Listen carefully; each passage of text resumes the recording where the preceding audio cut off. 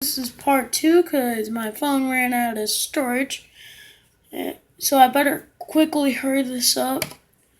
You got your steering wheel and a seat for the captain. The whole roof may come off, like everything, like this piece. I'm not trying to make this video too slow, but I also don't want to make it too long. You got a cabinet, which you can put some files in there.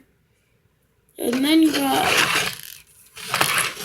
a computer screen to see for some paperwork or some work that may need to be done. Then you got your main control area.